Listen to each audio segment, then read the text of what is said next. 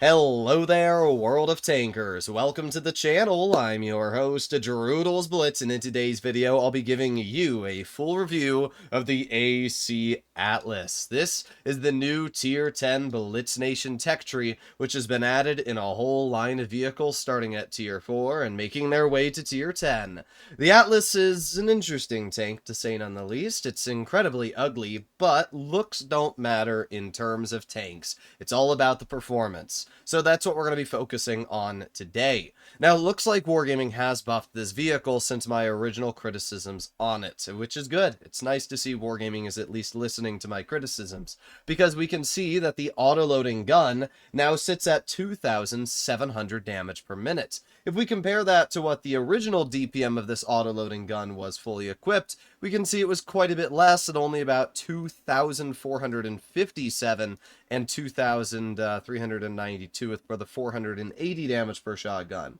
So there are definitely some big buffs. The single shot still has the same damage per minute, but the auto-loading gun is way better. And I'm happy to see this because the whole point of this line is supposed to be this unique burst-style autoloader, and if it was worse than the single shot, then why would you ever use it? Not only was the gun buffed on this vehicle, but the armor was also buffed on this tank. The turret now sits at 360 millimeters thick, meaning that if you're running enhanced armor, it's upwards of 370 on the flat parts, right here and here, which is nice. It means that now most tier 10s, apart from calibrated shell firing heat rounds, are going to struggle to cut through you. This tank also has good gun depression at 8 degrees. It has decent mobility at a top speed of 34. However, we'll have to see how the power to weight ratio fares in battle. With all that being said, we're going to play this tank, and yeah, enough yapping. Let's get straight into some gameplay. I would show you guys the armor, but as of now, the armor profile has not been updated for this vehicle, so I can't really show you yet. But what I can say, you're looking at around 370 millimeters on the turret with enhanced armor. The upper plate is going to be a bit stronger. I know that the upper plate was buffed from what it previously was, but it's still not going to be anything insane in terms of the armor on the upper plate.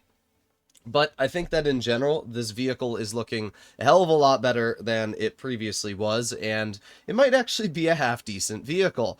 But today I'll be letting you know whether this is a line you'll want to go for. So let's get straight into some gameplay here. Alright. Hopefully my team's going with me. Looks like they are. Mobility-wise, tank seems fine. I do have speed boost activated, which you guys can't see, but it seems totally fine in terms of its speed. Got a 113. I will say, this tank is fairly large. It is definitely not a small tank. We got the E5 in front, 1, 2, 3. That's 378, and then we reload, and 1, 2, 3. And that right there is such a good example of the double shot mechanic this vehicle does have. It is quite cool, I will say. It's very cool. And not only that, but it features a very, very fast reload, which is something else that I should mention. Okay. I'm not too worried about this E5. 113 is overexposed, but can't really do anything unless the 777 takes a shot. Okay. There's the 4005, 1, 2, 3. Nice. We won that trade. And I'm going to poke it again. 1, 2, 3. Boom. Look at that. Oh, that's right. The 4005 has a... I forgot the 4005 has a 650 alpha double shot now. I forgore. I did forgore. Okay, well, let's aim it on the enemy 113. There's a tracking shell into that player. 372 taken off. Yeah, you know what? His gun actually seems pretty good now, I have to say. The gun on this tank doesn't seem bad at all. The DPM seems nice. The accuracy doesn't seem too bad when you compare it to the other gun of the line. Let's aim it on the 113. There's 1, 2, 3. Let's reload again, and 1, 2, 3. That's pretty good. 2,600 damage dealt now, and the 777 gets the clear. Okay, well, let's move up a bit. We've got the enemy 116 F3 over here, who got absolutely chunked by my teammate in the 268, which leaves us with an E5, a Lion, and a Felice. Alright, well, let's aim it on the Felice. 1, 2, 3. There you go, that's 359, and we might as well start reloading, because by the time I get over there, we'll probably be reloaded again. Alright, well, let's do that. And 777's going to get a shell into the rear. 1, 2, 3. Nice. And 1, 2... Oh, okay.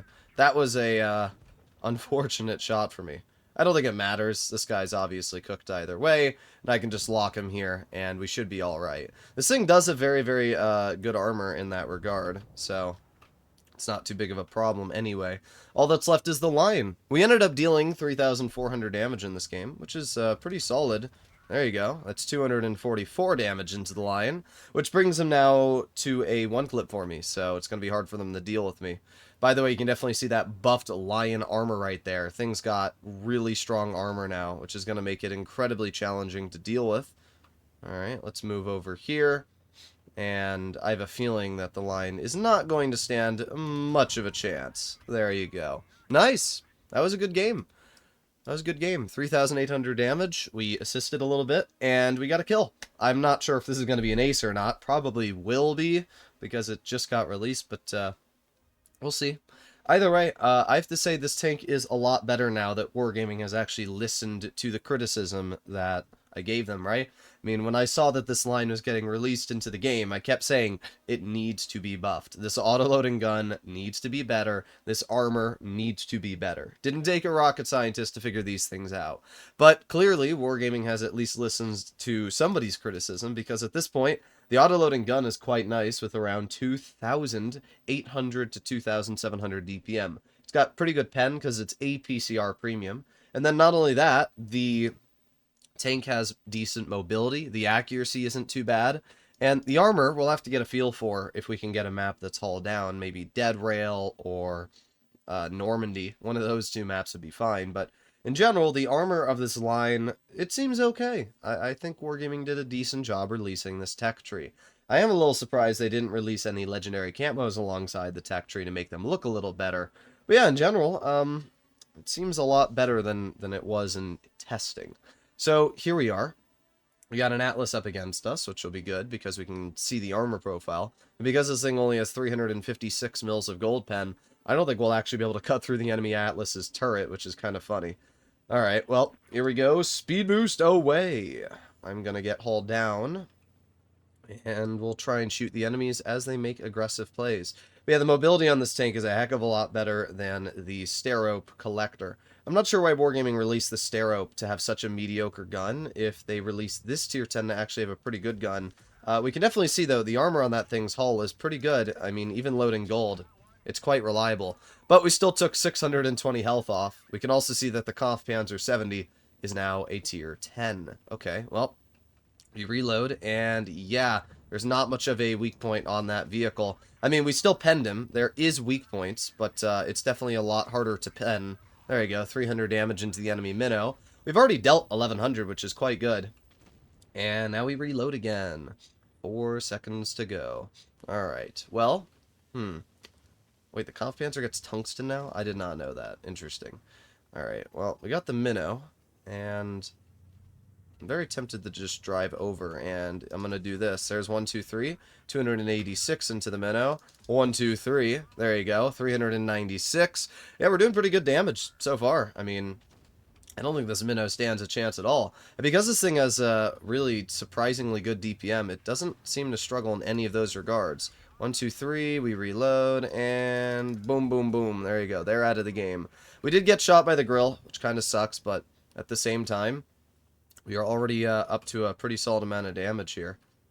The Atlas is on reload, and, I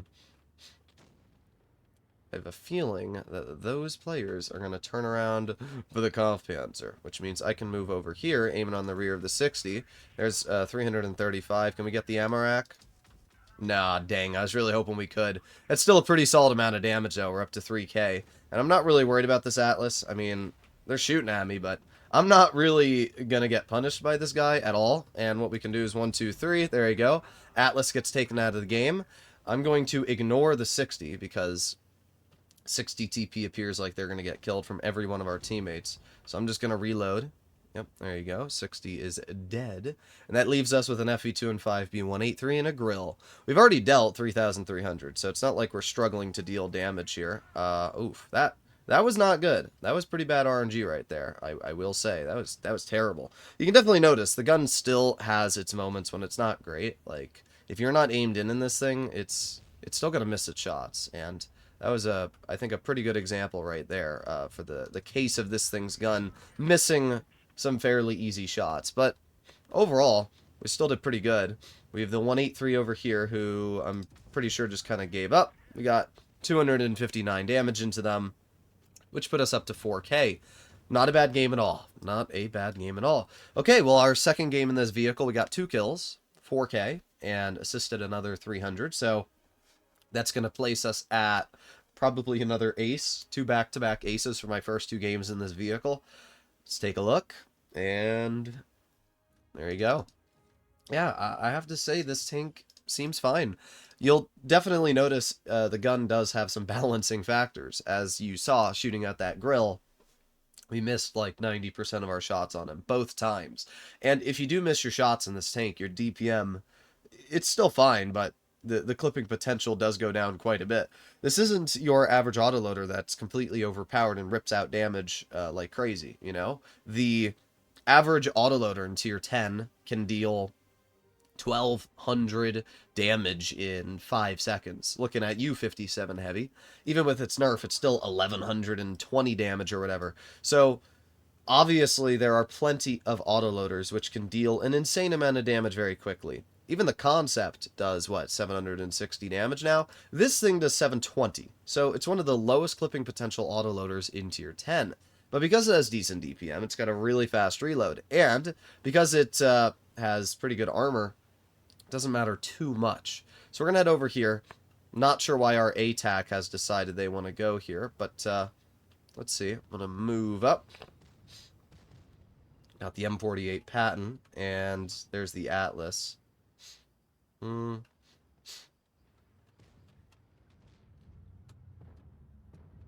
There's 1, 2, 3. And 1, 2, 3. Nice. It's pretty good. That's 800 damage we've taken off that enemy Atlas. That's got to hurt a lot. We got to reload now. 3 seconds. 2, 1. And I'm going to move up over here. Let's cross this. Here we go. Nice. Okay.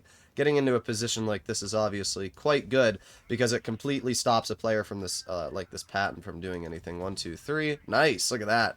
480 damage, and now we back up. This thing's got really good upper plate armor, really bad hull armor. I can't believe this Atlas is tunneling me. I cannot believe that, dude. I cannot believe you, Gray. Was one of my clanmates. I cannot believe that you would drive out into the open and kill yourself to tunnel me. That's wild, bro.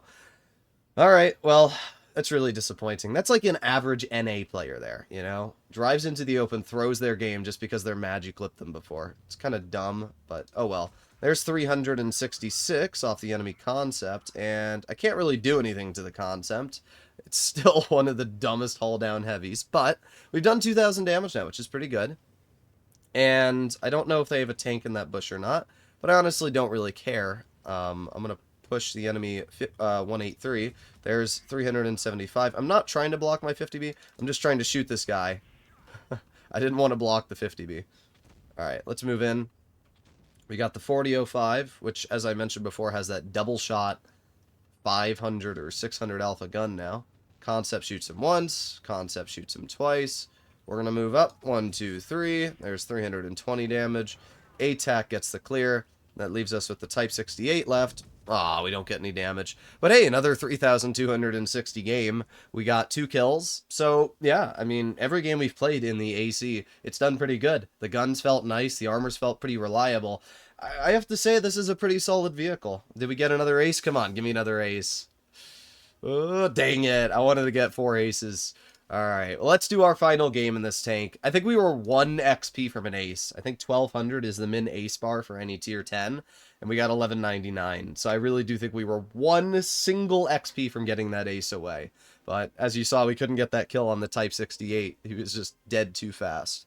But yeah, I really think that this vehicle solves the problems that the Sterope has. This is how the Sterope should have played. Sterope should have had better DPM, better accuracy, and better mobility on its overall gun and tank. So let's see, we're going to move up. You can see the mobility on this thing is, as I mentioned, quite nice when you compare it to the Sterope.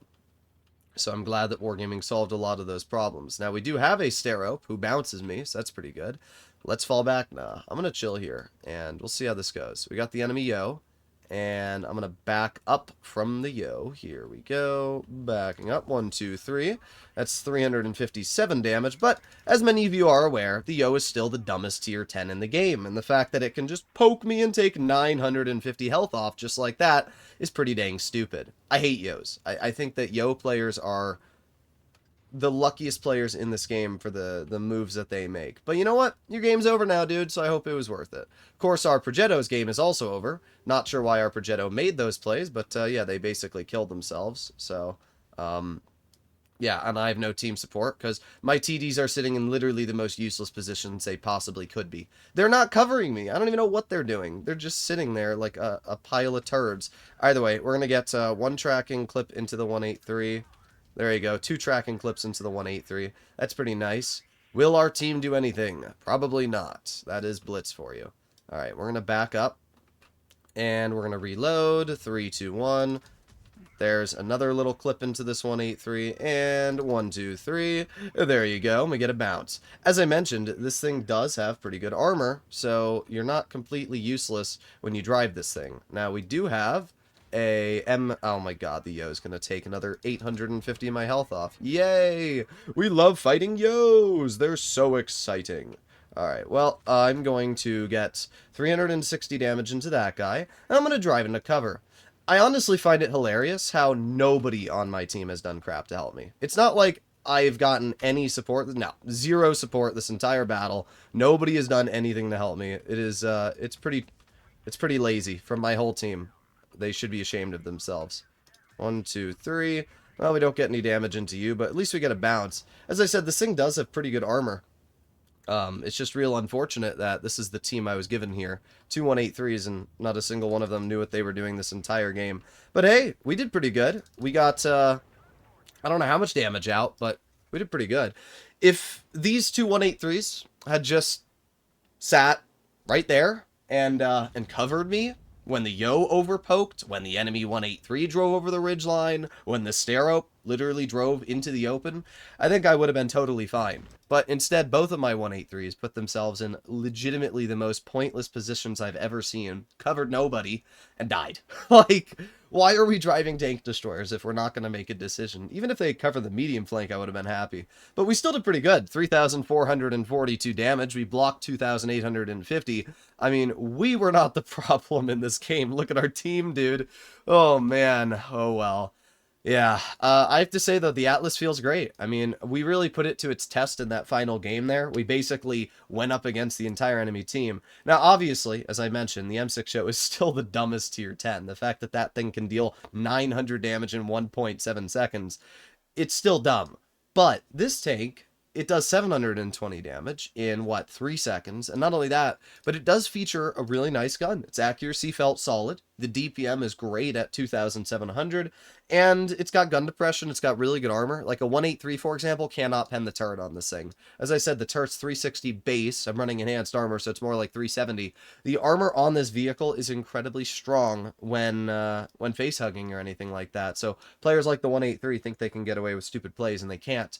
I like this thing. I have to say, I'm surprised, but I think Wargaming did a good job balancing it. Now, I'm not sure how the Tier 9 or the rest of the line is going to fare yet. Obviously, I haven't played any of these vehicles, but as long as the Tier 9 has a similar level of DPM and capabilities, I think it as well will be totally fine. And yeah, the Tier 9 also has 2,500 DPM, so I think the Tier 9 is going to be totally fine as well. It's quite ironic how the Sterope, which is the collector Wargaming sold for hundreds of dollars, features an autoloader gun with 1900 DPM and terrible accuracy when the tech tree is just flat better now.